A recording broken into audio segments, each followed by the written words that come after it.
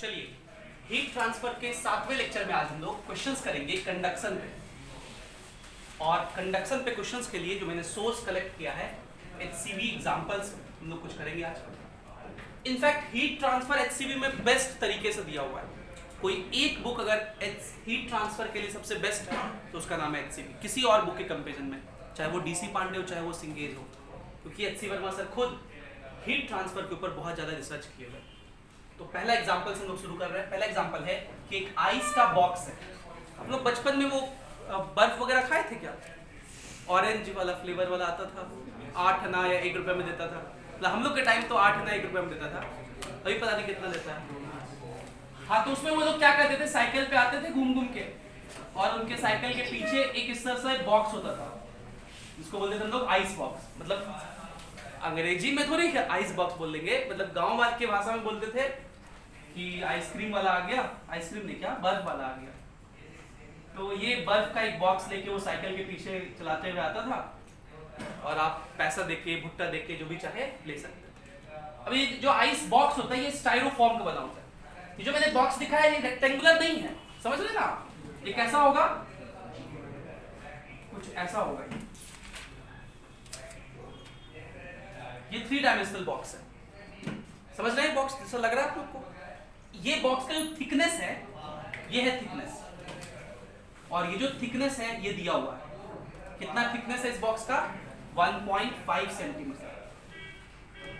और इस बॉक्स के अंदर आइस रखा हुआ है 0 degree Celsius.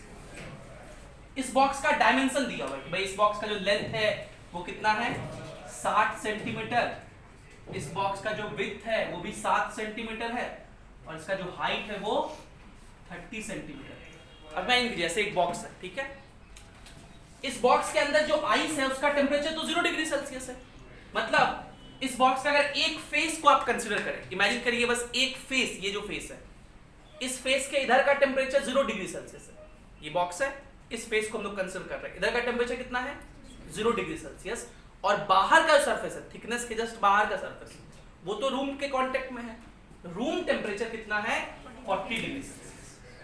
It contains ice eight 0 degree Celsius and is kept in a room at 40 degree Celsius. मतलब बाहर का टेम्परेचर कितना है, 40 डिग्री सेल्सियस। तो बाहर का टेम्परेचर ज्यादा है, अंदर का टेम्परेचर कम है, तो हाई टेम्परेचर से लो टेम्परेचर की तरफ हीट प्रोपेगेट करेगा। हीट कहां से कहां प्रोपेगेट करता है, हाई टेम्परेचर से लो टेम्परेचर की तरफ। और इस बार जो हीट अभी प्रोपेगेट करेगा वो इस स्टाइरोफोम से होके प्रोपेगेट करेगा। ये सॉलिड है कि लिक्विड है कि गैस है, सॉलिड है। सॉलिड में जिस मोड से हीट प्रोपेगेट होता है उसी को हम लोग क्या बोलते हैं, कंडक्शन। इसका मतलब ये सवाल किसका है, कंडक्शन। हालांकि आगे हिंट दिया हुआ है कि इस स्टाइरोफोम का के क्या होता था, याद करिए, थर्मल कंडक्टिविटी। थर्मल कंडक्टिविटी दिया हुआ है 0.04 वॉट पर mK। तो अगर हम लोग ये निकालना चाहें कि भाई किस रेट से हीट इसमें प्रोपेगेट करेगा, h क्या होगा, h क्या पढ़े थे हम लोग, rate of heat flow. Rate of heat flow, इसका फॉर्मूला था Q/T। h क्या पढ़े थे, rate of heat flow. h क्या होता है बेसिकली, Q/T। और ये h का फॉर्मूला फुरियर ने दिया था KA T1 minus T2 by L। KA T1 minus T2 by L. What is K? Thermal conductivity of material in which heat is propagating. What is A? Area of cross section through which heat is propagating. तो सोचिए, ये box का एक surface होगा, तो इस वाले surface से हीट प्रोपेगेट हो रहा होगा, ऊपर वाले सरफेस से भी हीट प्रोपेगेट हो रहा होगा, इधर वाले सरफेस से भी हो रहा होगा, इधर वाले सरफेस से भी अंदर घुस रहा होगा, नीचे वाले से ऊपर घुस रहा होगा, इधर वाले से भी घुस रहा होगा। मतलब सारे सरफेस एरिया से क्या हो रहा होगा, हीट इन कर रहा होगा। मतलब यहां जो एरिया लिखेंगे वो आप क्या लिखेंगे, इस बॉक्स का टोटल सरफेस एरिया। भाई आप याद करो, हम लोग क्या सीखे थे, जैसे ये रॉड था, इस रॉड में ऐसे हीट प्रोपेगेट कर रहा था हाई टेम्परेचर से लो टेम्परेचर, तो हम लोग ये वाला क्रॉस सेक्शन एरिया लिखते थे ना, क्योंकि ऐसे हीट प्रोपेगेट कर रहा है। इसमें इधर से तो प्रोपेगेट कर ही रहा है, तो इधर वाला एरिया लिखोगे, इधर से नहीं प्रोपेगेट करेगा, इस फेस से भी तो करेगा। इधर का बाहर का टेम्परेचर 40, अंदर का 0। इस फेस से भी हीट प्रोपेगेट करेगा, इधर से भी करेगा, इधर से भी करेगा, नीचे से भी करेगा। तो बॉक्स का कौन सा एरिया लेंगे हम लोग, टोटल सरफेस एरिया। यहाँ पे ये जो A होगा ये कौन सा एरिया होगा, टोटल सरफेस एरिया। और बचपन में पढ़े थे टोटल सरफेस एरिया निकालने, याद है कैसे निकालते थे, 2 into LB plus BH plus HH। तो 2 into LB length into breadth 60 into 60 3600 plus BH 1800 plus HL 1800। और ये सब किसमें है, सेंटीमीटर स्क्वायर में। तो 1800 प्लस 1800 कितना हो जाएगा, 3600 plus 3600 7200 into 2 14400 centimetre square. But it is not SI unit. SI unit तो क्या होता है, मीटर स्क्वायर। सेंटीमीटर स्क्वायर से मीटर स्क्वायर में जाने के लिए 10⁻⁻4 मल्टीप्लाई करते हैं या 10,000 से डिवाइड करते हैं, तो ये हो जाएगा 1.44 metre square. So we have this value of K। Now we know the value of A. T1 minus T2 temperature का डिफरेंस 40 minus 0 40, ये भी दिया हुआ है। Now what was L? L था length in which heat is propagating. Length in which heat is propagating. Length of material. Length in which heat is propagating. तो कितने length में हीट प्रोपगेट कर रहा है, ये 1.5 सेंटीमीटर। तो यहाँ L के बदले क्या लिखेंगे आप, 1.5 सेंटीमीटर। ये L का वैल्यू होगा। तो इस फॉर्मूले में हम लोग को सबका वैल्यू पता है, ये H हो जाएगा। इतना रेट से हीट इसमें घुस रहा है। ये H क्या होता है बेसिकली, Q/T, हीट पर सेकंड। ये हीट कहां जाएगा, इस आइस को मेल्ट करने में। और आइस को मेल्ट करने के लिए जो हीट चाहिए होता है उसको कौन सा हीट कहते हैं, लेटेंट हीट। किसी बॉडी के फेज को चेंज करने के लिए जो हीट चाहिए होता है उसको क्या बोलते हैं, लेटेंट हीट। तो इस Q का वैल्यू हम लोग क्या यहां लिखेंगे, M × LF। याद करो Q का वैल्यू क्या सिखाए थे, जो हीट आइस को मेल्ट करने के लिए जो होता है तो क्या बोलते हैं, M × LF। तो हम लोग का फाइनल फॉर्मूला क्या बनेगा, KA P1 - T2/N। ये तो H था, H का वैल्यू Q/T था, और Q क्या बन जाएगा हमारा, M × LF/T। और आपसे क्या पूछा है कि बताइए किस रेट से आइस मेल्ट करेगा। रेट का मतलब कि मास बाय टाइम, कितना kg पर सेकेंड आइस मेल्ट करेगा ये बताइए। मतलब m/t का वैल्यू निकालना है।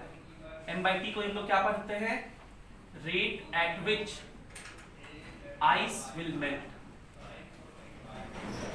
Rate at which ice will melt. ये वैल्यू निकालने के लिए इधर का सब वैल्यू पता है। और LF latent heat of fusion of ice, ये तो हम लोग कैलोरीमेटर में याद किए हैं। याद है आप लोग को latent heat of fusion of ice, बोलिए,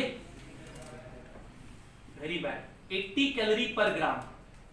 कितना होता है, 80 कैलोरी पर ग्राम। जैसे को SI यूनिट में याद किए हैं 336 जूल पर ग्राम।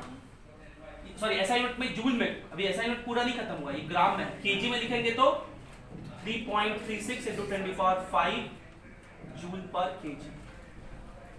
ये सब डेटा को रख देंगे तो m/t नहीं आ जाएगा, रखिए कैलकुलेट करिए। K का वैल्यू कितना है, 0.04, मतलब 4 × 10⁻⁻²। एरिया कितना है, 1.44। T1 - T2 कितना हो गया, 40 बाय लेंथ। लेंथ कितना है, 1.5 सेंटीमीटर। 1.5 × 10⁻² मीटर। m/t तो हम लोग को निकालना है, LF भी इधर ही आ जाएगा। और LF कितना है, 3.36 × 10⁵। अब जरा काट पीट देखिए कर रहे हैं हम। ये जो 10⁻² है इससे ये कट जाएगा, कटेगा जी, इससे ये नहीं कटेगा, 4 से तो ये कट जाएगा। इसका पॉइंट उड़ा दीजिए, इसका एक पॉइंट उड़ा दीजिए, 4 से कट जाएगा, 4 × 8 32, 4 × 16 84 बार। और फिर 4 से कटेगा ये, 4 से कटेगा 21 बार में, और 4 से ये 4 × 3 12, 4 × 6 24, 3 से ये 7 बार में, 3 से ये 12 बार में। पॉइंट हुआ ये 10 ऊपर, 15 8 20 से ये 8 बार में। ठीक है ना। तो इधर में क्या बचा मेरे पास, 8 × 40 320/7, 320/7 × 10⁻⁻5। मैं यहां लिख दे रहा हूं, m/t का वैल्यू कितना हो गया, 320/7 × 10⁻⁻5। और यूनिट क्या होगा, kg पर सेकंड। डिवाइड करिए, 7 चौके 28, 4 बार में 28 गया, उसके बाद 40, 7 × 5 = 35, फिर 50, 7 × 7 = 49, इतना × 10⁻⁵ kg/s। इसको अगर हम लोग लिखना चाहें तो इसका 2 जीरो इसको दे दीजिए, ये हो जाएगा 0.457 × 10⁻³ लिखेंगे, और 10⁻³ kg को ग्राम कह सकते हैं, तो इतना ग्राम/s आंसर हो जाएगा। समझ में आया आप लोग को ये सवाल? कोई दिक्कत कहीं पे? कॉन्सेप्ट क्या है, किस रेट से हीट प्रोपेगेट कर रहा है वो लिखे। H क्या होता है, Q/T, वो Q कहां गया, इस आइस को मेल्ट करने में। Q का फॉर्मूला M × LF, लिख दिए, सॉल्व कर लिखिए सवाल।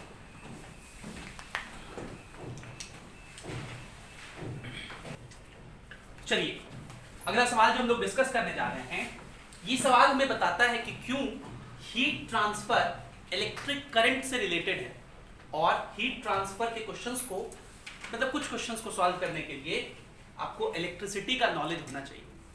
जैसे ये एक सवाल जो है HCV का, इसको सॉल्व करने के लिए आपको इलेक्ट्रिसिटी का एक कॉन्सेप्ट आना चाहिए, जिस कॉन्सेप्ट का नाम है Wheatstone bridge. Wheatstone bridge.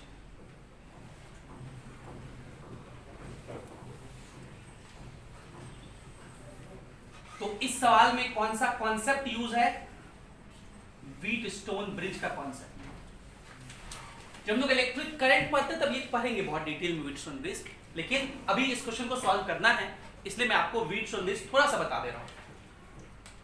Wheatstone bridge एक स्पेशल सर्किट होता है, इसमें 5 रजिस्टर होते हैं, और ये पांचों रजिस्टर कुछ इस अरेंजमेंट में होते हैं। ये एक रजिस्टर R1, ये दूसरा रजिस्टर R2, ये पॉइंट A है, ये B है, ये तीसरा रजिस्टर R3, ये चौथा R4, और ये पांचवा G। अब इस सर्किट को गौर से देखिए, ये चीज यही दिख रहा है आपको यहां से, ये 1 2 3 4 5 बिल्कुल ऐसे ही, और ये 2 पॉइंट है। ये जो बीच वाला है ना, इसको बोलते हैं ब्रिज रजिस्टर। क्या बोलते हैं इसको? Bridge register. ये ब्रिज रजिस्टर किसी काम का नहीं होता है अगर इसका बाय इसका रेशियो R1/R3 अगर किसके बराबर हो, R2/R4 के, देन G इज नल्ला, मतलब इज ऑफ नॉन यूज। जब G का कोई काम नहीं होता है, और क्योंकि G का कोई काम नहीं है, इसलिए इस G को हम लोग उड़ा देते हैं। जैसे इस G को हटा देंगे, मिटा देंगे, तो अब देखिए सर्किट कैसा दिखने लगेगा। ये सिंपल सा R1, ये R2, ये B, ये इधर R3, और ये R4। अब देखिए यहां से करंट इन करेगा, करंट यहां पहुंचेगा, कंफ्यूज हो जाएगा, कुछ इधर चला जाएगा, कुछ इधर चला जाएगा। जो इधर जाएगा वही वाला सारा का सारा इसमें जाएगा, यहां पहुंच के इधर निकल जाएगा। जो इधर जाएगा वही का सारा इसमें जाएगा, यहां निकल जाएगा। दो रजिस्टर को सीरीज में कहते हैं जब दोनों में सेमी करंट पास हो। तो कौन कौन सीरीज में इसमें, ये देखिए R1 और R2, इन दोनों किसमें हो जाएगा, सीरीज में, सेमी करंट पास हो रहा है। ये भी किसमें हो जाएगा, सीरीज में। और फिर ये दोनों किसमें हो जाएंगे, पैरेलल में, दो सेम पॉइंट के बीच कनेक्टेड। अब देखिए ये भी बिल्कुल वही चीज है। यहाँ पे इस सर्किट में 6 रॉड है, एक ये अलग से रॉड लगा हुआ है, ये 5 तो है ही, ये अलग से रॉड रखा हुआ है। ये 6 रॉड लेंथ और क्रॉस सेक्शनल एरिया में आइडेंटिकल है, मतलब सबका L सेम ही है, एरिया सेम ही है, लेकिन मटेरियल अलग अलग है। इसका मटेरियल का थर्मल कंडक्टिविटी Kx है, इसका भी Kx है, इसका भी Kx है, और Kx का वैल्यू दिया हुआ है, और बाकी इन तीनों रॉड का Ky है। आप इस पूरे सिस्टम को अगर रजिस्टर में दिखाना चाहें तो आप ऐसा दिखा सकते हैं। ये पॉइंट, इसका कोऑर्डिनेट, इसका टेम्परेचर कितना है, 60 डिग्री सेल्सियस। ये एक रजिस्टर है ऐसे, यहाँ पे इसी B पॉइंट का टेम्परेचर हम लोग को निकालना है।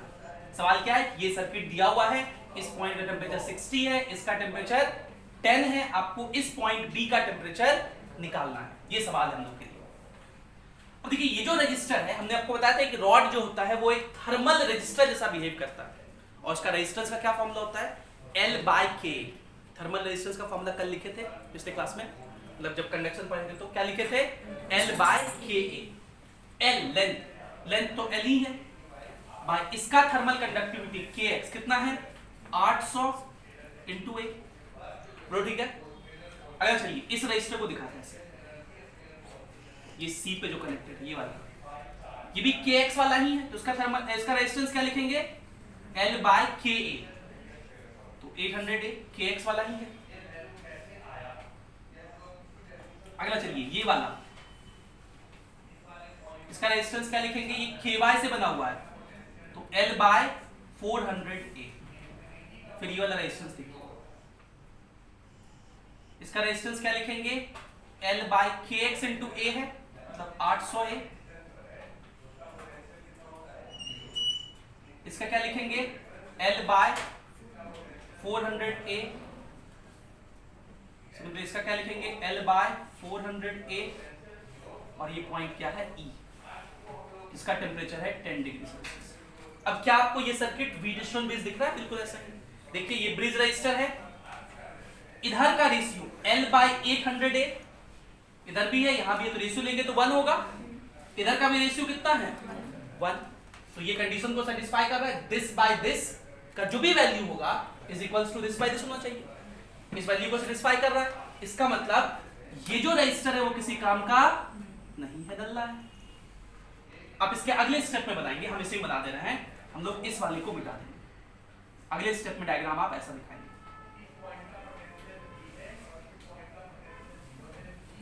ठीक है।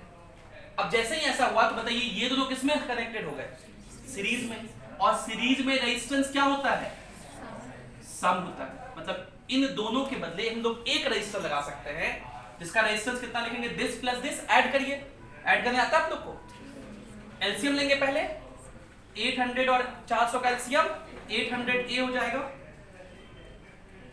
और यहां तो L ही रहेगा, यहां पे 2L हो जाएगा, तो ये हो जाएगा 3L। सिमिलरली ये दोनों भी किसमें हो जाएंगे, सीरीज में।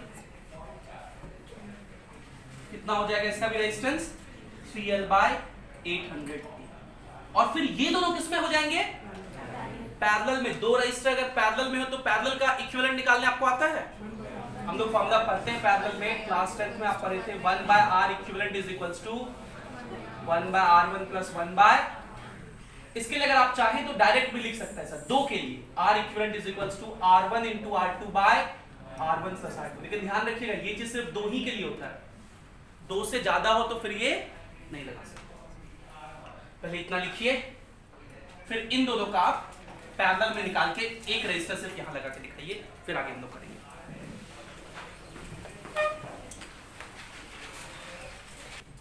चलिए इसको सॉल्व करते हैं हम लोग। इस पॉइंट का टेम्परेचर कितना है 60 डिग्री सेल्सियस, इस पॉइंट का टेम्परेचर है। ये जो रजिस्टर है, अब इसको रजिस्टर नहीं रॉड ही समझिए, रजिस्टर ऐसा दिखाने नहीं, खाली कम दिखाने के लिए। ये L/800K इसका रेजिस्टेंस है, सॉरी 800A। इस पॉइंट का टेम्परेचर निकालना है, इसको मैं थीटा लिख दूं, ये TB को थीटा लिख देते हैं।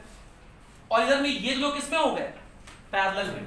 और पैरेलल के लिए आपको क्या फॉर्मूला बताए, यहां मैं निकाल के दिखाता हूं, 1/R equivalent is equals to 1/R1, मतलब इसका उल्टा, तो 800A/3L प्लस 1/R2, मतलब इसका उल्टा, ये भी 800A/3L है, तो ऐड करके 1600A/3L नहीं लिख दें,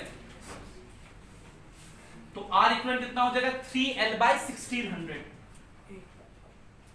तो ये हो जाएगा 3L/1600A, और ये पॉइंट 16 डिग्री सेल्सियस पे। अब ये सवाल तो हम लोग किए हैं पहला ही क्लास में कंडक्शन का। अच्छा ये 10 डिग्री सेल्सियस, ये सवाल तो हम लोग किए हैं। अब ये दोनों किसमें है बताइए, ये दोनों पार्ट सीरीज में। सीरीज में क्या सेम होता है, हीट करंट। जो हीट करंट इसमें फ्लो करेगा वही वाला हीट करंट इसमें भी फ्लो करेगा। तो सिर्फ इस वाले रॉड के लिए हीट करंट लिखिए। हीट करंट का क्या फॉर्मूला होता है, टेम्परेचर डिफरेंस बाय रेजिस्टेंस, या वही K8। तो टेम्परेचर डिफरेंस लिखिए, क्या लिखेंगे 60 - थीटा बाय इसका रेजिस्टेंस L/800A, तो ऊपर चला गया। इसके लिए भी वही हीट करंट है, क्या लिखेंगे theta minus 10 bye 3l bye 600 है। अब काट पीट कट करिए, आंसर लाइए। 800 a से 600 a 2 बार में कट गया, ये l से l कट गया, तो ये हो गया 60 minus theta is equals to 2 theta minus 20। ये हो गया 80 इज इक्वल्स टू 3 थीटा। ये 3 छूट गया ना, 3 इधर आएगा तो 180 माइनस 3 थीटा होगा, ये 3 इधर मल्टीप्लाई होगा, तो ये हो गया 200 is equals to 5 theta. Theta is equals to कितना हो जाएगा 40 डिग्री सेल्सियस। ये सवाल का आंसर। आई होप आपको ये सवाल समझ में आया होगा। ये थोड़ा सा डिफिकल्ट पॉइंट सवाल था, इससे मैं एक आसान सवाल करवाता हूं ताकि आप लोग कॉन्फिडेंस बढ़े। लिखिए इसको।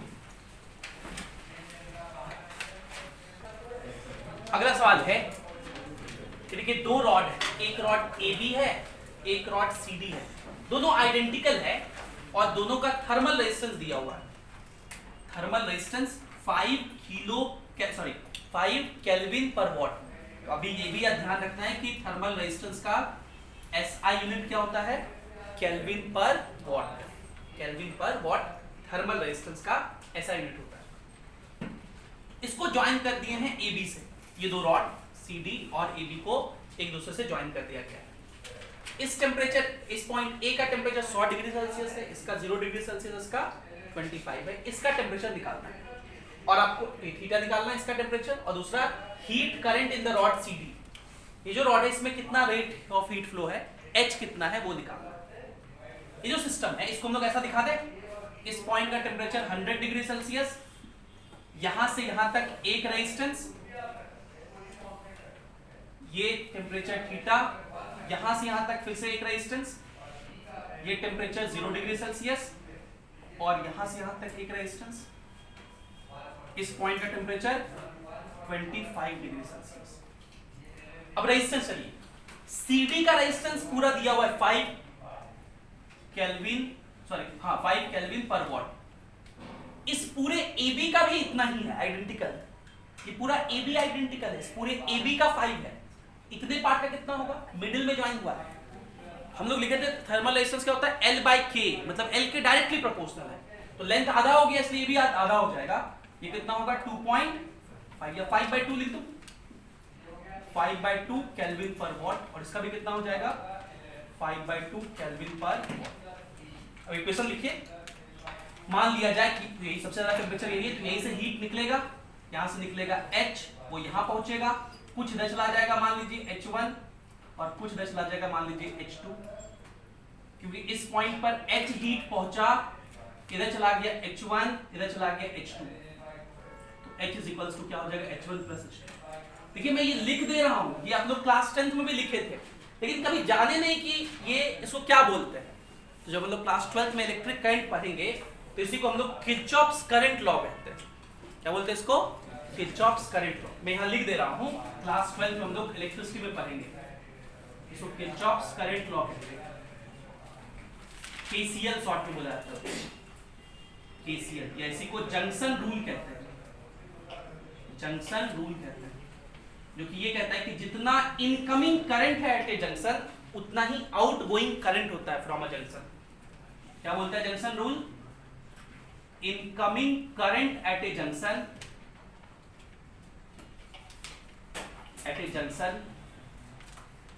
is equals to outgoing current। और ये करंट और हीट करंट सबके लिए वैलिड होता है, इलेक्ट्रिक करंट के लिए भी और हीट करंट के लिए भी। अब तो ये सिंपल सा इक्वेशन हो गया ना।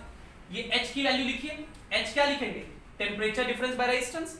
H क्या होता है, बोलो, टेम्परेचर डिफरेंस बाय रेजिस्टेंस। कितना temperature difference, 100 minus theta by इसका रेजिस्टेंस कितना 5/2, तो 2 ऊपर चला गया। H1 ये लिखिए, टेम्परेचर डिफरेंस कितना, थीटा माइनस 0 हो गया, थीटा बाय इसका रेजिस्टेंस 5/2, तो 2 ऊपर। H2 इसमें टेम्परेचर डिफरेंस कितना, थीटा माइनस 25 बाय रेजिस्टेंस कितना 5। अब ये सब तो सब जगह 5 ही लिखा हुआ है, 5 5 5 क्या हो गया, कट हो गया। इसको सॉल्व कर दीजिए एक लाइन में, ये कितना हो जाएगा 200 minus 2 theta is equals to 2 theta plus theta minus 25।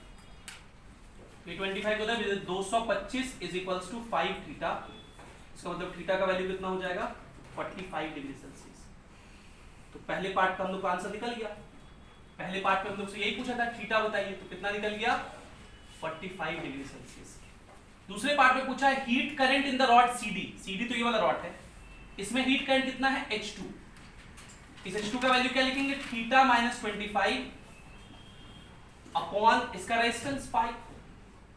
तो थीटा कितना है 45 माइनस 25 बाय 5, तो 20 बाय 5 कितना हो जाएगा 4। और हीट करंट का यूनिट क्या होता है वॉट, जूल पर सेकंड। हीट करंट मतलब रेट ऑफ हीट फ्लो, इसका यूनिट होता है वॉट, 4 वॉट इसका आंसर होता है। इसको लिखिए। फिर हम लोग एक एक्सपेरिमेंट पढ़ेंगे। ये एक्सपेरिमेंट हम लोग के सिलेबस में नहीं है, मतलब जो प्रिस्क्राइब्ड सिलेबस उसमें नहीं है, लेकिन बुक्स में दिया रहता है, जैसे सिंगेज में, HC वर्मा में है। और ये एक्सपेरिमेंट हम लोग इंजीनियरिंग क्लासेस में परफॉर्म किए थे, मैकेनिकल इंजीनियरिंग के 6th सेमेस्टर में। वो experiment thermal conductivity of rod को निकालने के लिए, उसको सीयरलेज एपरेटस कहते हैं। हम लोग वो जान लेते हैं क्योंकि बुक्स में मिलता है। अगर खुदा न खास्ते कभी क्वेश्चन आ गया तो आप कर सकें। जेई एडवांस में आने का चांसेस रहता है, क्योंकि जेई एडवांस में वैसे सवाल पूछे जाते हैं। इसको देखिए, फिर हम लोग वो करेंगे।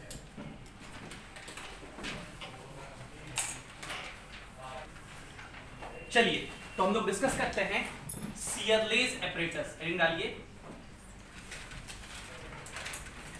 सीयरलेज एपरेटस। ये क्या है? This is for calculation of thermal conductivity of rod. Thermal conductivity of rod, किसी रॉड का थर्मल कंडक्टिविटी निकालने का ये एक तरीका है, जरिया है, मेथड है। इसमें क्या करते हैं हम लोग, ये रॉड लेते हैं और इस रॉड के x लेंथ को कंसीडर किया जाता है। मान लीजिए x लेंथ को कंसीडर कर रहे हैं, यहां तक के लेंथ को। इसके बाद हम लोग क्या करते हैं, पूरे रॉड में पाइप्स लपेट देते हैं। ठीक है, इस पूरे रॉड में एक बहुत स्पेशल पाइप लपेटा जाता है इस तरह से, बीच में एक भी गैप नहीं होता है। इतने अच्छे से पाइप लपेटा जाता है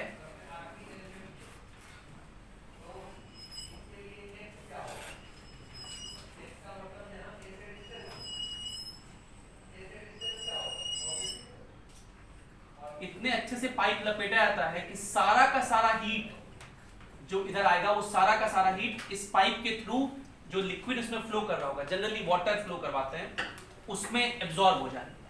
मतलब यहां से कोल्ड वाटर को इन कराते हैं। इसको इन कराते हैं, कोल्ड वाटर इन कराते हैं। और यहां पे एक थर्मोमीटर लगा के रखते हैं हम लोग, जो कि रीडिंग बता देगा। इस थर्मोमीटर का टेम्परेचर T4 होगा, temperature of this cold water, temperature of cold water. इस रॉड के इस एंड पे हम लोग क्या किए हैं, एक स्टीम चेंबर लगा देते हैं। क्या लगा देते हैं, स्टीम चेंबर। ये देखिए एक स्टीम चेंबर है। इस स्टीम चेंबर में स्टीम इन करता है, यहां से स्टीम इन करता है और हीट दिया इसको, और हीट देके आउट हो जाता है, ताकि इधर का हीट हमेशा एक कांस्टेंट टेम्परेचर मेंटेन रहे। क्योंकि भाई ये यहां आया, हीट तो इसको दे दिया कुछ, तो अगर यहीं रहेगा तो हीट तो देते रहेगा, तो टेम्परेचर कांस्टेंट रहेगा क्या, इसका तो घटने लगेगा टेम्परेचर ना। इसलिए हम लोग स्टीम इन भी करा रहे हैं और आउट भी करा रहे हैं। और यहां पर एक थर्मामीटर लगा के रखे हैं। ये थर्मामीटर रॉड के इस एंड का बेसिकली टेम्परेचर बताएगा, जिसको T1 कहेंगे। रॉड के इस दूसरे एंड का जो टेम्परेचर होगा उसको मेजर करने के लिए हम लोग दूसरा थर्मामीटर लगाएंगे, इसको क्या कहेंगे T2। यहां से पानी इन किया, अब देखिए हो क्या रहा है, ये स्टीम हीट दे रहा है, तो इस रॉड में हीट प्रोपेगेट कर रहा होगा, बोलिए किस रेट से हीट प्रोपेगेट कर रहा होगा, h निकाल सकते हैं क्या? इसका इस एंड का टेम्परेचर पता है T1, दूसरे एंड का टेम्परेचर T2, तो h किस रेट से प्रोपेगेट कर रहा होगा? फूरियर लॉ लगाइए, k इसका cross sectional area A into T1 minus T2 by x, इस रेट से हीट प्रोपेगेट कर रहा होगा। और h बेसिकली होता क्या है? Q बाय T, लिखेंगे K A T1 minus T2 by x is equals to ये T। अब ये Q क्या है? Q क्या है? हीट। ये हीट कहां गया? ये पानी लिया हीट। कौन लिया हीट? पानी, जो कि कोल्ड इन कर रहा था, तो यहां से क्या आउट होगा?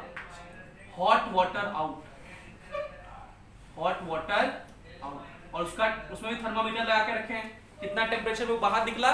T3 पे। तो हम लोग लेट कर रहे हैं कि let m mass of water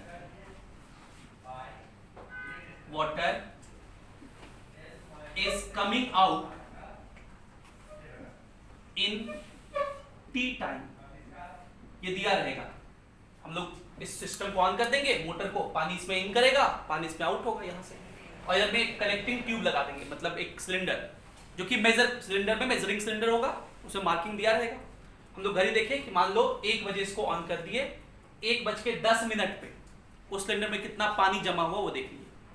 तो पानी का मास निकल गया उस सिलेंडर से, टाइम पता चल गया, तो मास और टाइम दोनों पता है। अब इस पानी का इनलेट टेम्परेचर पता था T4 और आउटलेट टेम्परेचर T3, पानी का टेम्परेचर बढ़ गया। और पानी कितना हीट लिया ये तो हम लोग जानते ही है, कोई बॉडी अगर हीट लेता है तो टेम्परेचर कितना चेंज होता है, उस हीट का फॉर्मूला हम लोग जानते हैं, ms delta T, Q is equals to ms delta T। तो ये मास ऑफ वाटर, mw क्या है? Mass of water, specific heat of water into water का चेंज इन टेम्परेचर, क्या लिखोगे? T3 minus T4।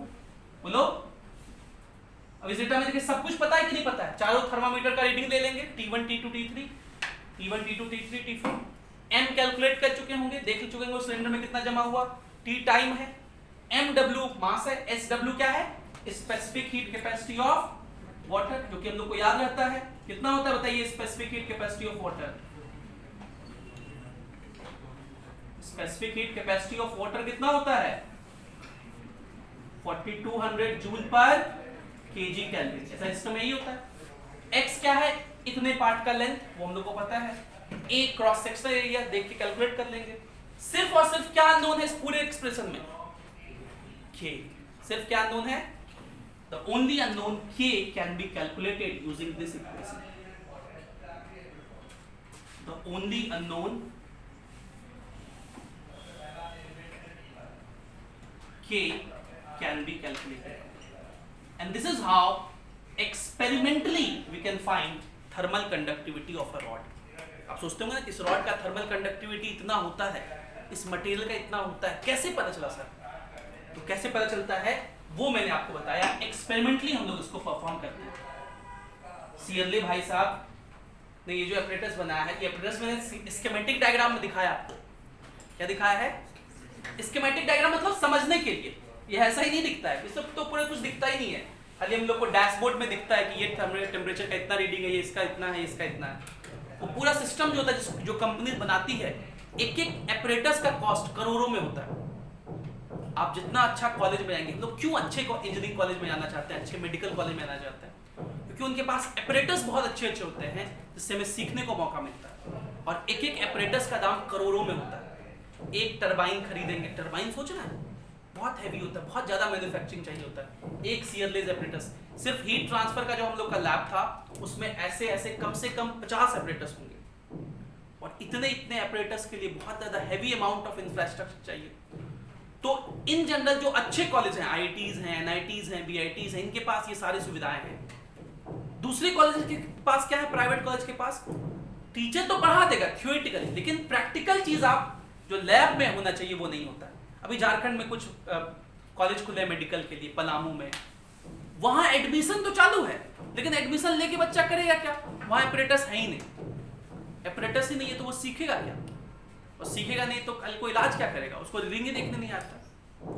खैर, क्या आप ये समझ गए? अब इससे सवाल डायरेक्ट पूछा जाएगा, बस मैंने इसलिए बता दिया आपको सारे डेटा दिए रहेंगे, अगर सवाल कोई पूछा गया तो सारे डेटा दिया रहेगा कि पूछ रहे कोई एक चीज में से पूछ देगा, बाकी सब देकर। मैंने इसलिए बता दिया ताकि कल को अगर पूछे कि in Searle's apparatus for calculating thermal conductivity of rod these are the data, find this, तो आपको ये ध्यान में रहे कि ये apparatus कैसा था, क्या लॉजिक यूज हुआ था, ये फॉर्मूला लगाना है, कैलकुलेट कर देना है। नहीं बताते तो शायद आपको कह के नहीं निकाल पाते आप, समझ रहे हैं? इसको लिखिए, एक दो और छोटा सा टर्म्स है वो जान लें और फिर हम लोग कंडक्शन के ऊपर डिस्कशन को समाप्त कर देंगे, फिर अगले क्लास में कन्वेक्शन के ऊपर सवाल करेंगे। इसको लिखिए, एक दो छोटा सा और है। तो एक टर्म जो आप लोग को याद रखना है उसका नाम है थर्मल डिफ्यूजिविटी, अल्फा से लिखते हैं। और अगर पूछे कि इसका सिग्निफिकेंस क्या है, तो भाई मान लीजिए दो रॉड है, दो रॉड में किस रॉड में हीट बहुत तेजी से पेनिट्रेट करेगा उसको सिग्निफाई करता है, how fast heat can penetrate into a material, इसके लिए टर्म होता है। हालांकि पूछेगा देखो, इसका फॉर्मूला बस याद रखना है, थर्मल डिफ्यूजिविटी का फॉर्मूला होता है K बाय रो सी। K क्या है? थर्मल कंडक्टिविटी, रो क्या है? डेंसिटी, और C क्या है? स्पेसिफिक हीट कैपेसिटी, जिसको हम लोग S से लिखते हैं, C भी लिख सकते हैं और S से भी लिख सकते हैं। अब इसमें हो सकता है कभी K रो C तीनों देकर के थर्मल डिफ्यूजिविटी पूछ दिया तो आप निकाल सकते हैं, या हो सकता है कल को इसका SI यूनिट पूछ ले तो निकाल सकते हैं हम लोग इसका SI यूनिट। निकालिए, अल्फा का SI यूनिट लिखने जा रहे हैं, K थर्मल कंडक्टिविटी। क्या होता है थर्मल कंडक्टिविटी का यूनिट बताओ? वॉट पर mK। क्या होता है? बाय रो। डेंसिटी, डेंसिटी का क्या होता है? मास पर वॉल्यूम, मतलब kg पर metre cube, into C specific heat capacity, joule पर kg केल्विन, जूल पर kg केल्विन। अब रखिए, वॉट क्या होता है? जूल बाय सेकंड पर mK, ये तो नीचे ही है, नीचे लिख दिया mK, ये नीचे ही kg है और ये वाला मीटर क्यूब ऊपर था, ऊपर लिख देता, ये जूल नीचे था और ये kg केल्विन ऊपर था, ठीक है? तो जूल से ये जूल निपट गया, एक kg से ये kg निपट गया, एक केल्विन से ये केल्विन निपट गया, एक मीटर से ये एक मीटर निपट गया। तो ऐसा यूनिट ऑफ अल्फा क्या होता है? यूनिट ऑफ अल्फा ये मीटर स्क्वायर पर सेकंड है, बड़ा यूनिक सा है, मीटर पर सेकंड स्क्वायर एक्सलेशन का होता है, ये मीटर स्क्वायर पर सेकंड है। कभी कोई हो सकता है उल्टा पूछ दे कि which of the following quantity has SI unit metre square पर सेकंड। अगर कोई मीटर स्क्वायर पर सेकंड पूछ दे तो आपको इस टर्म का याद आना चाहिए, थर्मल डिफ्यूजिविटी। एक पॉइंट और है, जैसे आप लोग देखे होंगे कि ठंड के समय बहुत ठंड जगह हो, इधर इंडिया में तो इतना ठंड नहीं पड़ता है, जैसे रसिया वगैरह में, साइबेरिया, यूरोप वगैरह के क्षेत्र में, कनाडा वगैरह, अलास्का वगैरह के क्षेत्र में, या नीचे चले जाइए तो अंटार्कटिका, आर्कटिका, आर्कटिक सर्कल ऊपर में, इन सब क्षेत्र में ठंड के समय क्या होता है, जो लेक होता है ना वो जम जाता है। होता क्या है बेसिकली, लेक जो पानी है उसका मिनिमम टेम्परेचर 0 डिग्री सेल्सियस होता है, मतलब पानी के फॉर्म में तो वो 0 ही जा सकता है, उससे कम तो जा नहीं सकता। लेकिन जो एटमॉस्फेरिक टेम्परेचर होता है वो निगेटिव में चला जाता है, -5 डिग्री सेल्सियस, -50 डिग्री सेल्सियस, तो हीट लॉस होगा। पानी अपना हीट किसको देते जाएगा? एटमॉस्फेयर को। हीट कहां से कहां प्रोपेगेट करता है? हाई टेम्परेचर से लो टेम्परेचर का। तो पानी का टेम्परेचर ज्यादा है, एटमॉस्फेयर का कम है, तो हीट प्रोपेगेट करते जाएगा। हीट जैसे जैसे देते जाएगा इसका टेम्परेचर घटते जाएगा। अब आइस, पानी 0 डिग्री सेल्सियस पे है, घट के क्या हो सकता है? आइस बनेगा। जैसे जैसे आइस बनते जाएगा तो आइस का थिकनेस क्या होता जाएगा? बढ़ते जाएगा। तो आप देखेंगे लेक के ऊपर थिक आइस होता है। तो ये जो आइस का थिकनेस समय के साथ कैसे चेंज होता है, इसका फॉर्मूला हमें याद रखना है। इसको लिखो, फिर मैं उसका फॉर्मूला लिख दूंगा, वो याद रखिएगा।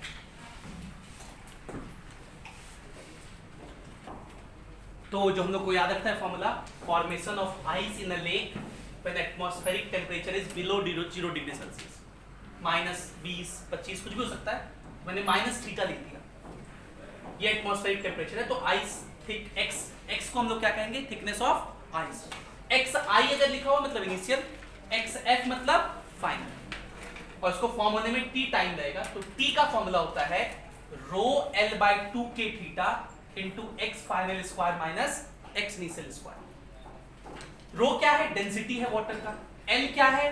Latent heat, specific latent heat of fusion of ice है, सब पता होता है हम लोग को। k क्या है? आइस का थर्मल कंडक्टिविटी। अगर यूज पड़ेगा तो दिया रहेगा final thickness minus initial thickness. अब अगर इनिशियल थिकनेस 0 हो तो सीधा सीधा क्या लिखेंगे, फाइनल थिकनेस का स्क्वायर। वैसे एक सवाल पूछते हैं इसके ऊपर, एचसी वर्मा में एक सवाल है कि भाई एक टैंक है और उसका हाइट h है, एटमॉस्फेरिक टेम्परेचर -θ है, तो बताइए पूरा टैंक को पानी से आइस कन्वर्ट होने में कितना समय लगेगा। अगर पूरा टैंक आइस बन गया, इनिशियली कुछ आइस नहीं था तो इनिशियल x का वैल्यू क्या हो गया 0, और पूरा टैंक अगर आइस बन गया तो थिकनेस आइस का कितना होगा, हाइट के बराबर। तो खाली यहाँ x फाइनल की जगह h लिख देंगे। आंसर टाइम कितना लगेगा, rho L H square by 2k theta. यही एचसी वर्मा के एग्जांपल में है। हम एक दूसरा क्वेश्चन दे रहे हैं कि on the surface of a lake when atmospheric temperature is -15 degree Celsius, atmospheric temperature minus मान लीजिए 15 डिग्री सेल्सियस है, तो थीटा कितना है इस केस में, थीटा क्या था, ये वैल्यू देखिए, थीटा 15 कहेंगे, थीटा कितना कहेंगे 15, ध्यान रखिएगा। तो 15 डिग्री -15 डिग्री सेल्सियस जब था तो 1.5 सेंटीमीटर थिक आइस बन गया 20 मिनट में।